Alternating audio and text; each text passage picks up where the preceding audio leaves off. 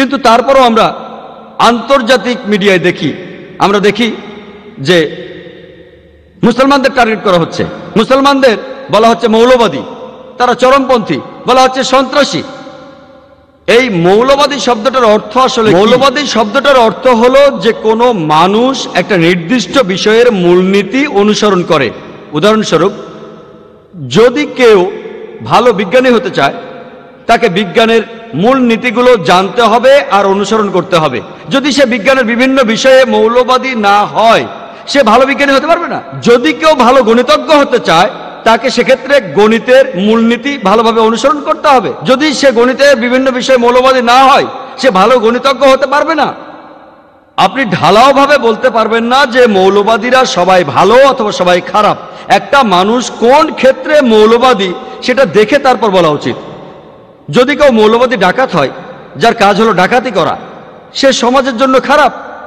আর অন্যদিকে যদি কেউ মৌলবাদী ডাক্তার হয়, সে হাজারটা মানুষের জীবন বাঁচায়, সে সমাজের জন্য ভালো। তাহলে একটা মানুষ যে ক্ষেত্রে মৌলবাদী সেটা দেখে তারপরে আপনি ভালো খারাপ বলতে পারেন। আমি এখানে আমার কথা বলতে পারি, আমি একজন মৌলবাদী মুসলমান, আর আমি মৌলবাদী মুসলমান হওয়ার জন্য গর্বিত।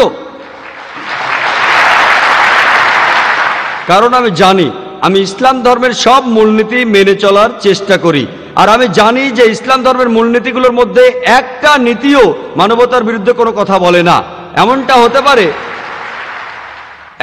হতে পারে যে ইসলাম ধর্মের কিছু মূলনীতি অমুসলিমদের কাছে মনে হতে পারে মানবতার বিরুদ্ধে।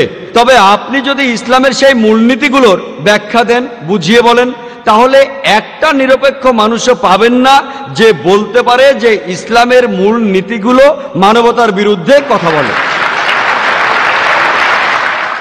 এই মৌলবাদী শব্দটা অক্সফোর্ড ডিকশনারিতে পাবেন। এই শব্দটা প্রথম ব্যবহার করা হয়েছিল একদল খ্রিস্টানকে বোঝানোর জন্য। সেটা ছিল বিংশ শতাব্দীর প্রথম দিকে আমেরিকায় যারা চার্চের বিরুদ্ধে প্রোটেস্ট করেছিল, তাদের বলা হয় প্রোটেস্ট্যান্ট খ্রিস্টান।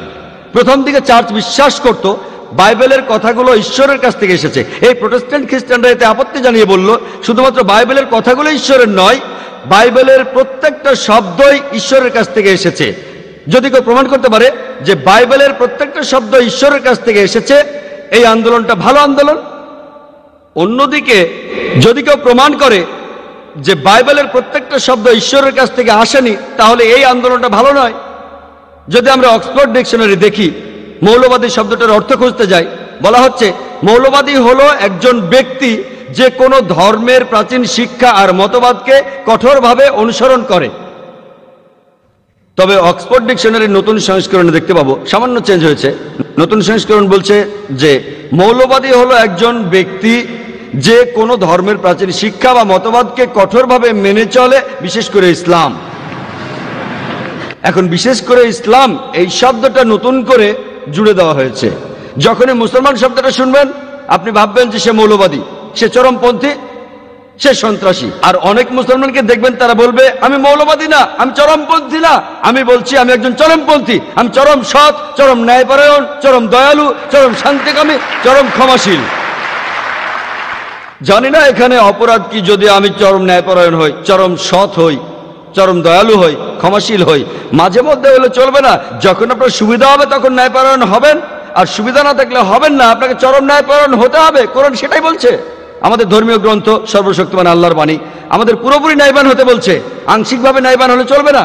যখন আমার দরকার সে সময় ন্যায় বিচারের কথা, অন্য সময় না। তাহলে সমস্যা কোথায়? আমি পৃথিবীর সব মানুষকে প্রশ্ন করতে চাই, আমাকে বলতে পারবেন চরম সৎ হওয়া অন্যায়, চরম ন্যায়বান হওয়া অন্যায়, চরম শান্তিকামী হওয়া অন্যায়? আমাদের চরমপন্থী হতে হবে, তবে সেটা হবে সঠিক পথে। তাই যদি কেউ আমাকে চরমপন্থী বলে, আমাকে তো চরমপন্থী মুসলমান হতেই হবে। চরমপন্থী মুসলমান হলেই একজন ভালো মুসলমান হতে পারবো, না হলে হতে পারবো না। আমি জানি এই শব্দটার অর্থ এখন অনেক রকম করা হচ্ছে, সংজ্ঞা সবসময় বদলাতে থাকে। এখন আমাদের টেবিলটা উল্টা দিতে হবে। আংশিকভাবে কোরআন মানলে চলবে না, আমাদের চরমভাবে পুরোপুরিভাবে কোরআন মেনে চলতে হবে। পবিত্র কোরআনের সূরা আল বাকারার 208 নম্বর আয়াতে আল্লাহ তাআলা বলেছেন, সর্বাত্মকভাবে ইসলামে প্রবেশ করো।